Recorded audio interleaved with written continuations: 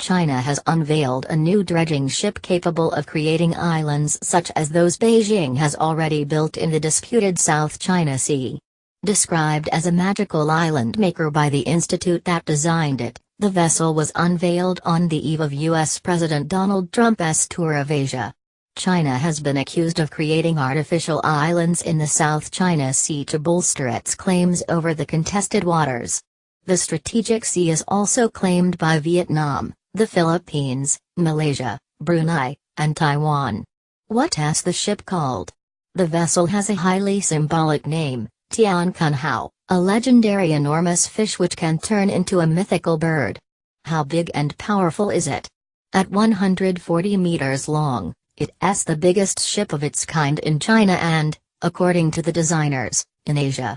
It appears to be a lot more powerful than China's current dredging vessels, and is capable of digging 6,000 cubic meters an hour, the equivalent of 3 standard swimming pools, from 35 meters below the water's surface. What does it actually do? It can dredge anything from sand and mud to coral. It cuts material out from the seabed, suctions it up and conveys it to as far as 15 kilometers from the ship to pile it up and form new reclaimed land. Similar, though smaller, vessels were used to build islands in the South China Sea starting in late 2013. The significance of this is that it could be deployed to do further reclamation in the South China Sea, explains Alex Neil, Shangri-La Dialogue Senior Fellow with IS Asia. The one that's really focusing people's minds is Scarborough Shoal. It hasn't been reclaimed, but there were suggestions that it would be. The US though views Scarborough Shoal as a red line.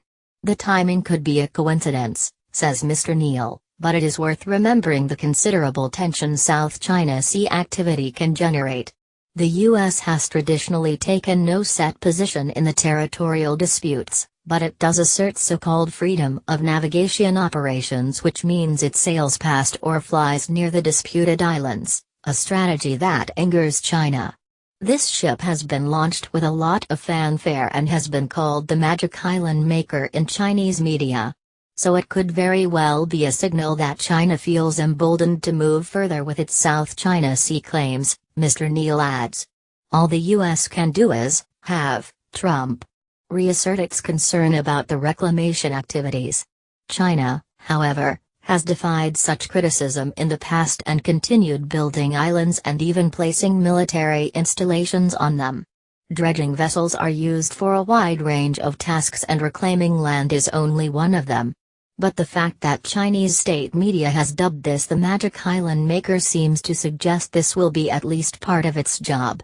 As part of China's Belt and Road Initiative to build a global trading network with China at its heart, Beijing is developing a number of ports in the Indian Ocean region and the Middle East.